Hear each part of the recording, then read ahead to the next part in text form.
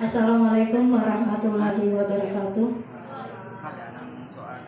Puji syukur kita panjatkan kehadiran Allah Subhanahu wa Ta'ala karena di pagi ini kita dapat berkumpul dalam bentuk dukungan untuk kedua teman kita, Ibu Hajah Bainah dan Ibu Mila, yang ingin berbagi praktek baik dalam rangka kegiatan guru penggerak. Salawat serta salam selalu tercurah kepada junjungan kita, kepada Nabi besar Muhammad SAW, kepada para kerabat, sahabat dan pengikut beliau dari dahulu hingga yaumil akhir. Bapak Ibu, seperti pengantar ulun tadi, hari ini di depan pian atau di samping kiri kanan ulun ada Ibu Mila dan Ibu Hajah Bainah, Ibu Hajah Bainah yang ingin menyampaikan sesuatu di hadapan kita semua. Paling tidak kita memberikan dukungan dalam bentuk seperti ini, dan kalau bisa lagi nanti untuk yang lain-lainnya, ini merupakan sebuah bentuk dorongan. Jangan kalah seperti mereka berdua. Sudah ada beberapa orang yang cukup berhasil dan menjadi kebanggaan bagi sekolah kita, karena mereka-mereka yang menjadi guru penggerak ini juga menambah nilai akreditasi untuk sekolah. Nah, jadi menambah nilai tambah atau menambah poin. Pak Setian angkatan ke-7, Bu Ida angkatan ke-9, dan Ibu Hajah Bainah serta Ibu Karmila ini angkatan 10. Nanti Ibu Aulia adalah angkatan ke-12 ya, karena yang 11 tidak ada. Yang 12 dan seterusnya nanti 13 kalau ada penjaringan. Kami harapkan Bapak Ibu yang masih segar, yang masih mampu ya, silakan. Dan itu menjadi nilai tambah juga bagi pian. Assalamualaikum warahmatullahi wabarakatuh. Perkenalkan, nama saya Kamilawati. Saya calon guru penggerak angkatan 10. Saya ingin menyampaikan sesi berbagi budaya positif.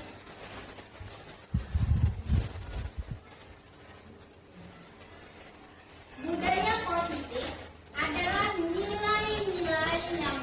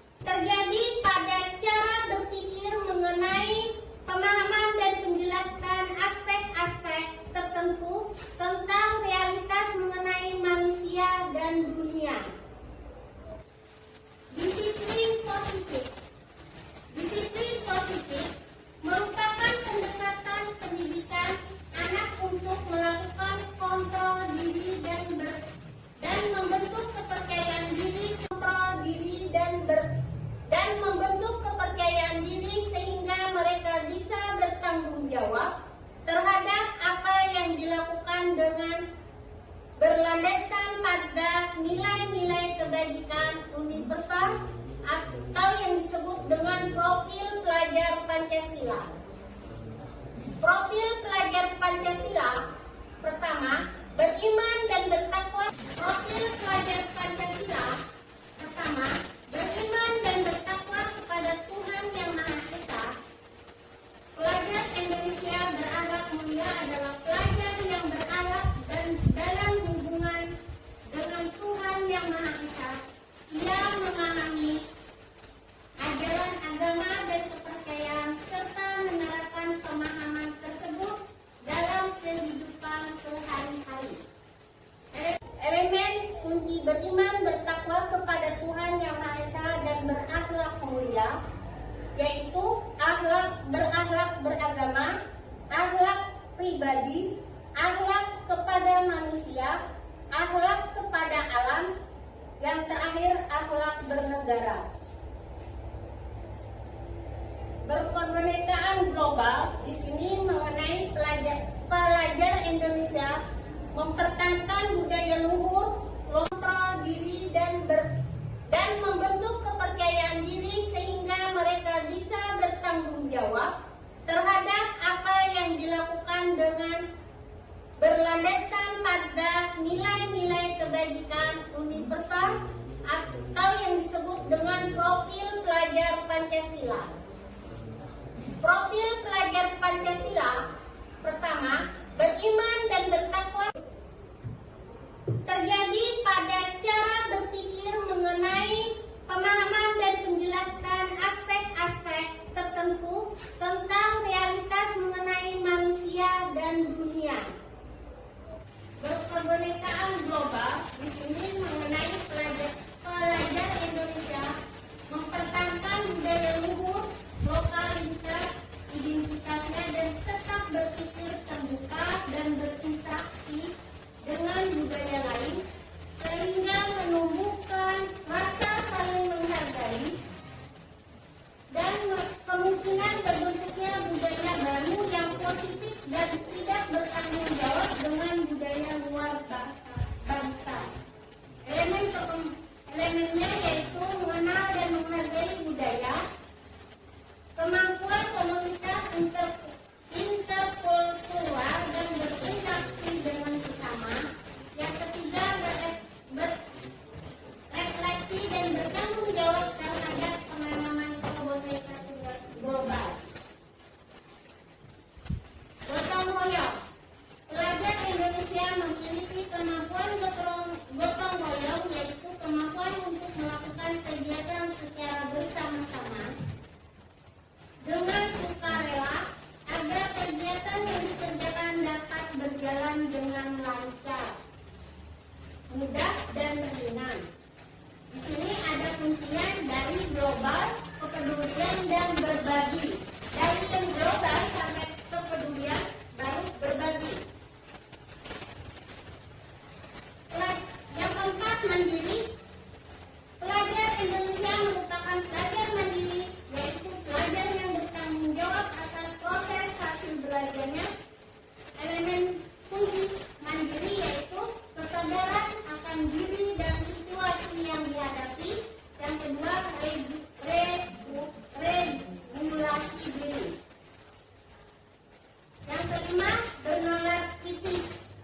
Nah, di sini mampu secara objektif memproses informasi baik kualitas maupun kuantitas, membangun keterkaitan antara berbagai informasi, mengevaluasi dan menyimpulkan.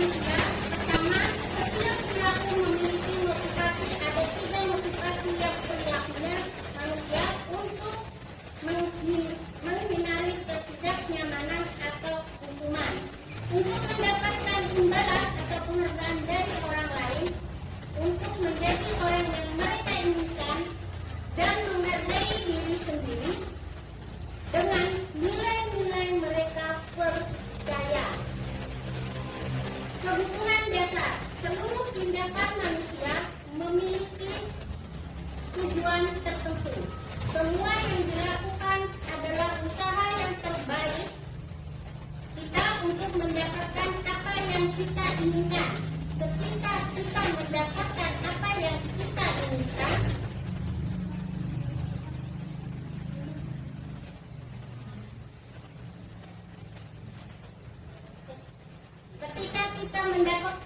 yang kita inginkan, sebetulnya soal itu kita sudah memenuhi satu atau lebih dari satu kebutuhan dasar kita, yaitu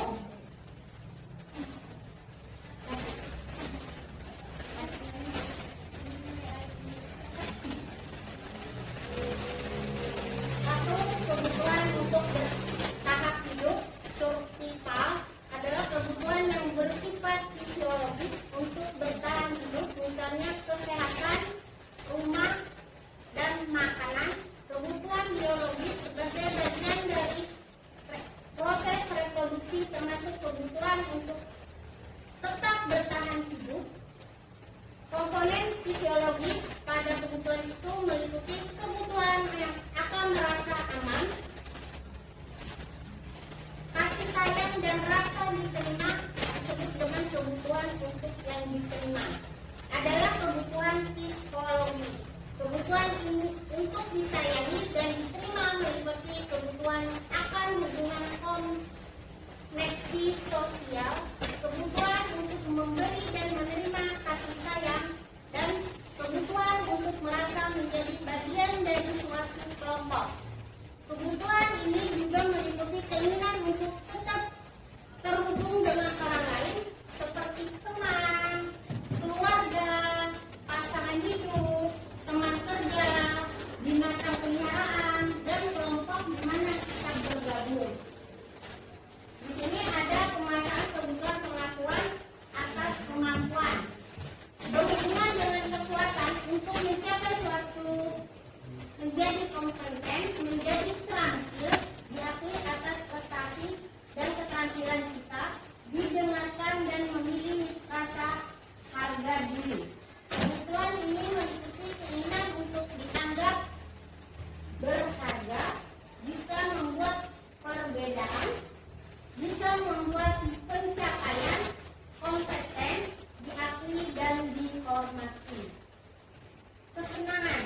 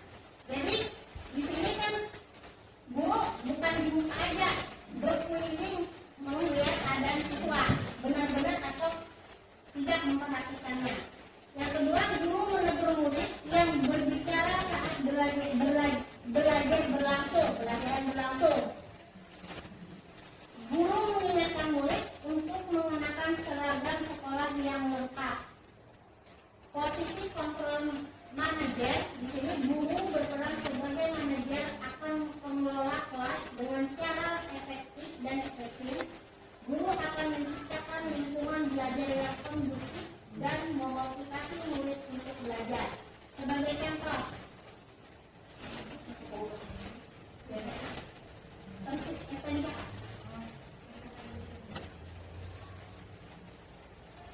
Nah, restitusi adalah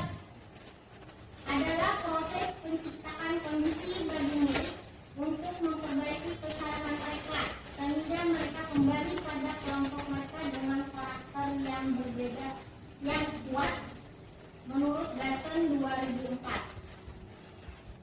Nah, di sini segitiga restitusi. Nah, di sini ada dari stabilitas, validasi dan menanyakan keyakinan.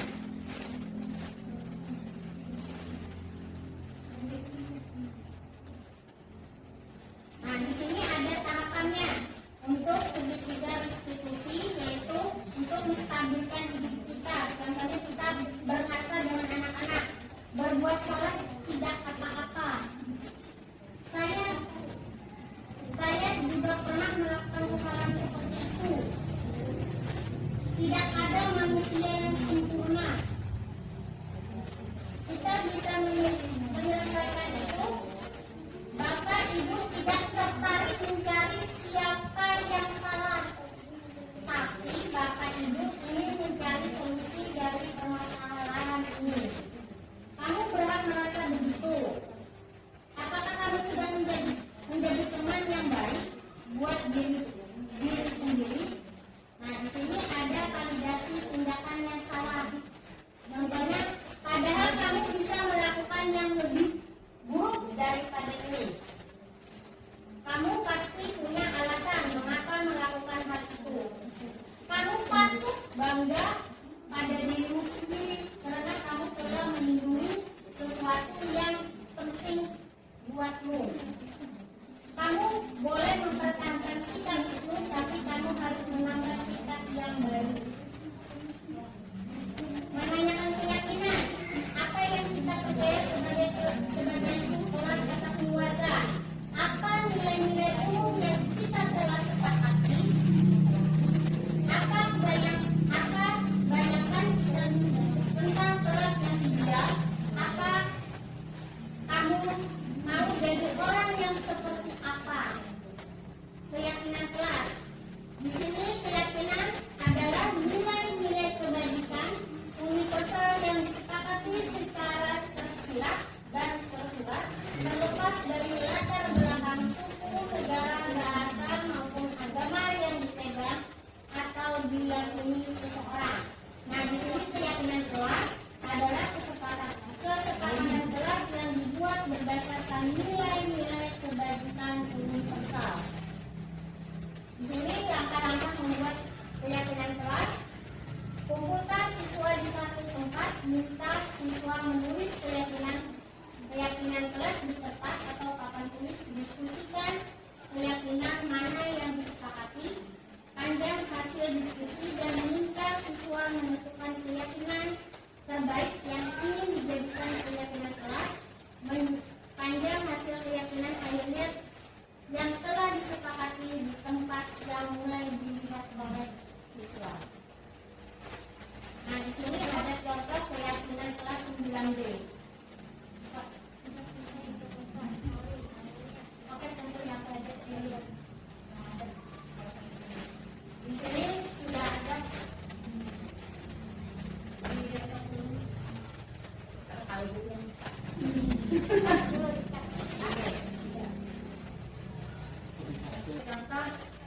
mobil Pak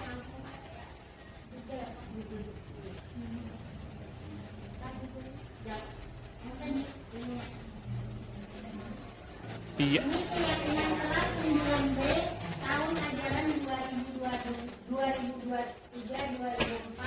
Setiap anggota kelas perlu: pertama, belajar, senang, melakukan tugas, saling menghargai, merasa aman. Jadi menulis merasa aman bila kekanakan ada aman dalam kelas, otomatis lebih semangat untuk belajar.